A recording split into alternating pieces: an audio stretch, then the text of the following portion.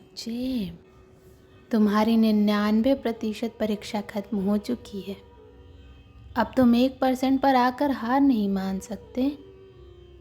तुम मुझसे कहते हो ना कि माता, मैंने आपकी इतनी भक्ति की, मुझे कभी न्याय क्यों नहीं मिला? क्यों दुनिया के सारे दुख मेरी झोली में भर दिए आपने? मैंने तुम्हें अपनी संतान के रूप में चुना है मेरे बच्चे। मेरी मर्जी के बिना कोई मेरी भक्ति नहीं कर सकता।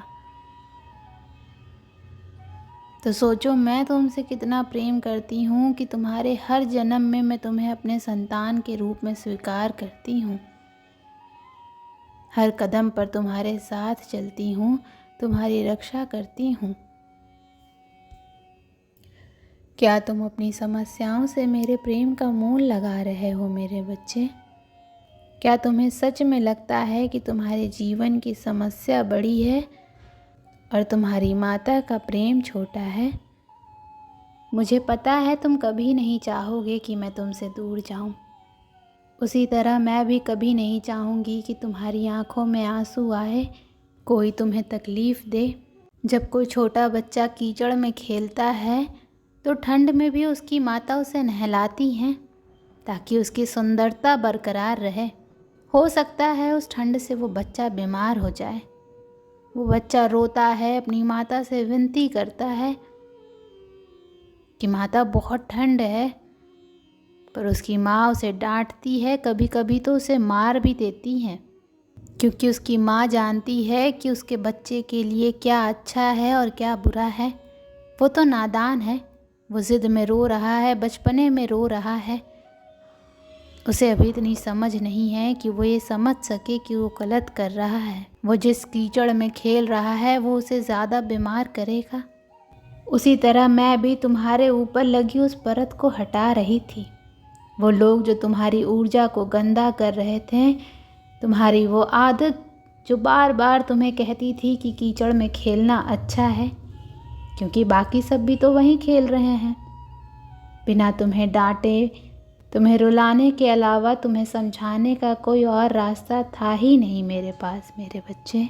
मैं तो तुम्हें बस उस लायक बनाना चाहती थी कि तुम अपने साथ साथ इस संसार का भी कल्याण कर सको। आज तुम्हें दुख मिला है, कल तुम दूसरों का दुख समझोगे मेरे बच्चे।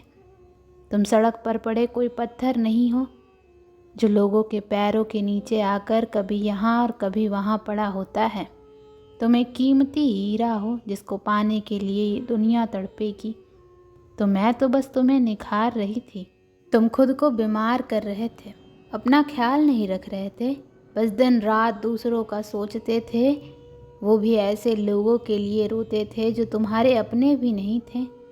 बहुत ज़रूरी था कि तुम उन लोगों का असली चेहरा देखो, और मैंने तुम्हारी बस उतनी ही परीक्षा ली है, उतनी ही चुनौतियाँ दी हैं तुम्हें जितनी ज़रूरी थी तुम्हारी शक्तियों को बचा कर रखने के लिए। मैंने बस वही किया है जो ज़रूरी था, अपने बच्चे को इस संसार की गंदगी से बचा कर रखने के लिए। और मुझे पता है कि तुम चाहे अभी रो रहे हो ये सोच कर कि तुम्हारी माता तुमसे प्रेम नहीं करती, पर तुम्हें ये बात बहुत अच्छे से पता है कि मेरे अलावा किसी और ने कभी तुम्हें वो स्नेह नहीं दिया। तुम्हें अपनी असली शक्तियों का एहसास नहीं है मेरे बच्चे, पर मुझे पता है, मुझे ये बात बहुत अच्छे से पता है कि ये क्या तुम इससे लाख गुना ज़्यादा सह कर भी हार नहीं मानोगे। हारने वालों में से और भागने वालों में से नहीं हो तुम। तभी तो मैंने तुम्हें चुना है, क्योंकि हर व्यक्ति के बस की बात नहीं है मेरी भक्ति करना। कोई आम इंसान मुझसे इतना प्रेम नहीं कर सकता जो तुम करते हो।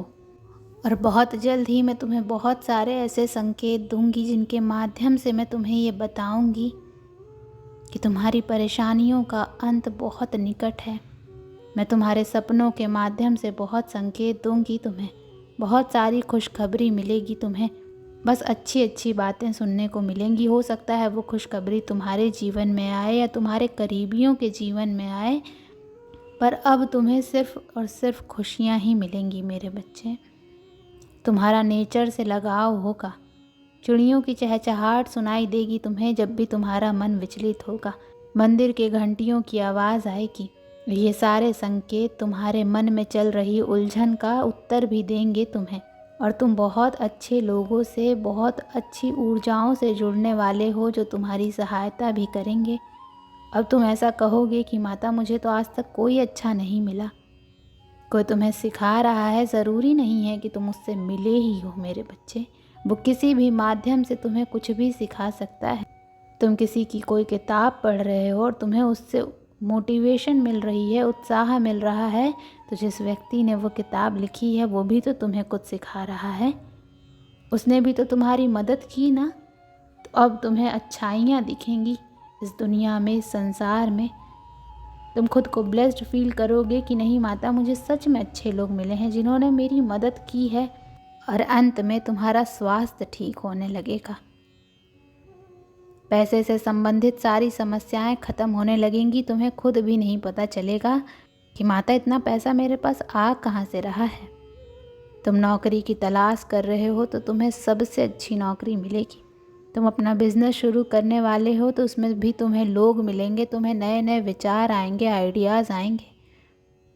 तुम किसी परीक्षा की तैयारी कर रहे हो तो तुम्हें उसमें भी सफलता मिलेगी। तुम्हारे अब तक का अनुभव काम आने वाला है तुम्हारे लिए। तुम्हारी भक्ति, तुम्हारा प्रेम काम आने वाला है तुम्हारे लिए मेरे बच्चे। पर अगर तुम मुझ पर अपना हक मानते हो, उसी हक से मुझसे प्रेम करते हो, उसी हक से मुझ पर क्रोधित होते हो, तो तुम्हें मुझ पर यकीन करना सीखना होगा।